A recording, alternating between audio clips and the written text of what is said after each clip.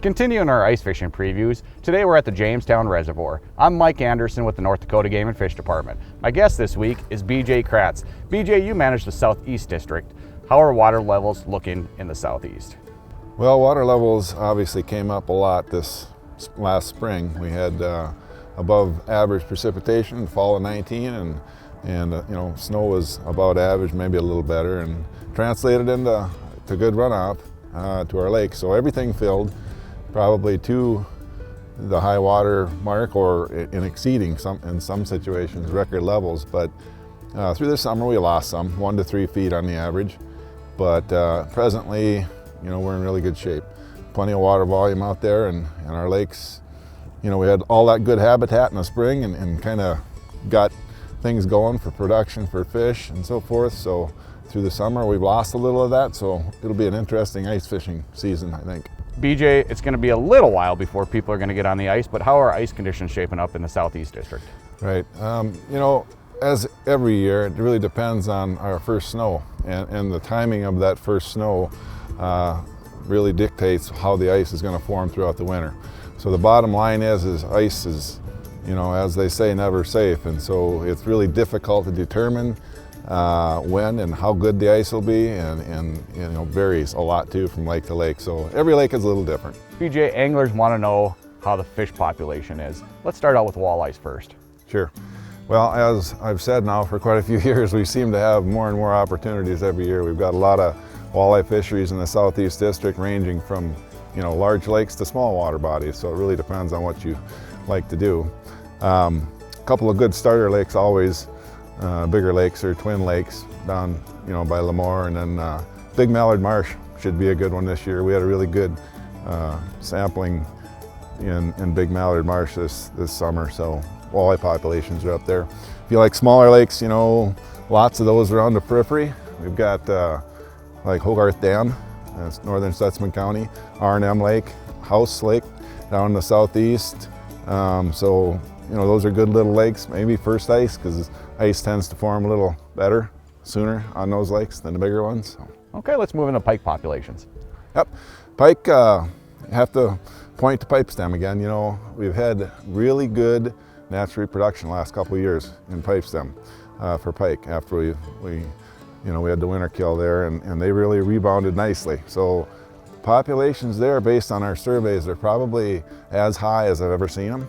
Not a lot of large fish yet, but a lot of that 2 to 4 pound stuff. So if folks wanted to get in on some pike action, that would be the place to go. Again, there's a few other district lakes that we have, smaller ones. Kalmbach Lake is a good one, traditionally. 4 to 7 pounders in there, and then even East Kalmbach. So, BJ, you guys did some perch trap and transport last spring. How are things looking there? Right. We have done trap and transport basically every year. It's one of the things we do now with perch populations to start new lakes. Rather than tie up hatchery staff and time and resources, we tend to take adult brood and put them in new lakes around. And we took out 119,000 perch out of the Hobart Lake system this year and gave them 29 different homes throughout the state. So. And it'll be a little while before we'll know how they're doing? Yep, typically, a lot of times we try to get them before they actually spawn, and so they'll spawn the first year, but the second year is usually the better of the two, and then you'll hopefully establish an age class based on that and then go from there. BJ, you have some of the better crappie lakes in your district. Jameson Reservoir is really good. Pipestem's still rebounding. Explain. Sure. Well, last year we had a closure on both of the systems due to ice safety concerns. We had such a volume of water moving through the two systems that it was a really dangerous situation. So basically it was closed to recreation in general. This year we did our crappie assessment in Jameson Reservoir, and the population is in great shape. I fully expected to produce some really good fishing this winter. There was some pretty good fishing in May, like there always at Jameson Reservoir. And as you mentioned, pipestem's still rebounding, so it'll be a few years there. Okay. How about bluegills? Bluegills, we have, some of our smaller lakes in the district are really places to go for those. Lake Ashtabula, actually, the last several years has been kicking out some nice bluegills. We've got Dead Colt Creek. We had a really good sampling down there this spring for bluegills. So Heinrich Martin has a pretty good population. and Clawson Springs also. Okay, do you have any tips if you're a new beginner to ice fishing as far as maybe targeting crappies? Sure. In general, crappies are somewhat structurally oriented, but not so much like walleyes and pike. So if I was going to go out fishing, look for crappies off of structure some distance. Maybe start, 100 feet off of a point or off of a hump or a depression or something, and use electronics. Almost a Vexillar or a graph unit that you can determine what depth those crappies are off the bottom are pretty important tools. And if you don't have that, it's better to start high, 4 feet off the bottom, 6 feet off the bottom, than it is on the bottom, typically, like you do for pike, walleyes, and perch. So if Mother Nature allows access, ice fishing in the southeast should be good this year? Yes, it should. And we just have to, like I said earlier, we had such good forage production this spring. We had our fish really in good condition based on our surveys this year. So it'll be an interesting bite. It just depends on how hungry they are.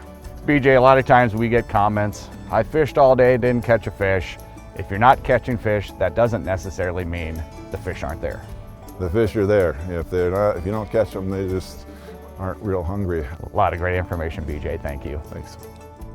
Joining me now is Northwest Fisheries biologist Aaron Sliminski. Aaron, how are water levels in the Northwest? Yeah, well, we had a pretty severe drought in 2020. We didn't have a whole lot of rain. We didn't have a whole lot of precipitation in the winter, 2019-20. So water levels most lakes are declining. Some of the natural lakes like Cottonwood Lake has dropped several feet too. We also had a pretty severe drought in 2017. So it was just kind of back to 2 severe droughts in about 4 years. So some of the reservoirs are doing pretty good, but some of the natural lakes are going to continue to dry up unless if something changes in the future. With the colder temperatures at night, you're getting a little ice on some of these lakes. How are things shaping up there? Yeah, it was we had a really major cold snap in October. Everything was ice covered, then we warmed up again. Things melted, but now most of our lakes are ice covered, probably with a pretty thin layer of ice. Aaron, let's move into your fish populations. How are walleyes looking in the Northwest? Yeah, we have several lakes that have pretty decent walleye populations. Trenton Lake, Epping Springbrook Dam, Bockel Noonan Dam, Clearwater Lake, pretty good options for some walleye populations that offer pretty decent fishing sometimes. Aaron, let's move into your northern pike populations. Yeah, we got several pike lakes, have pretty good pike populations. Smishik Lake, pretty popular one. The water clarity is pretty good, Smishik. A lot of spearing activity. The opportunity to harvest a bigger pike occurs at Smishik Lake. Blacktail Dam, Tioga Dam also have pretty good pike populations. Okay, and you have some panfish. Let's start with crappies first. Yeah, Trenton Lake's been a really good crappie fishery for quite a few years now. Water's fairly dark. It's connected with the Missouri River system. Water levels kind of fluctuate with the river.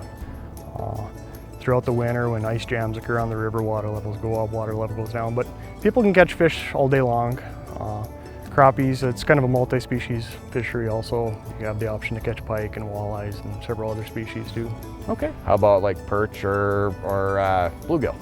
Yeah, two of the perch lakes probably offer a better bet of catching a nicer perch. We have a lot of perch populations, but some of the lakes are fairly stunted. But a couple of lakes with better perch populations be Skirma Lake and Cottonwood Lake.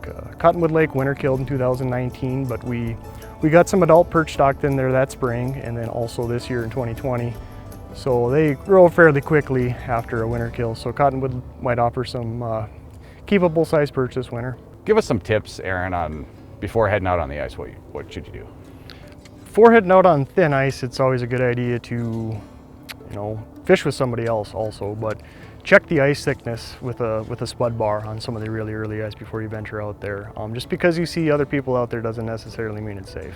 Once the ice is thick enough to walk on or drive on, give us some tips on, say you're going to target a certain species of fish.